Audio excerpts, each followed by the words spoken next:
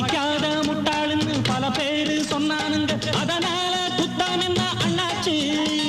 படிச்சாலும் வேலை வெட்டி கிடைக்காத தேசத்தில அறிவாளி ஆனா மட்டும் என்னாச்சு?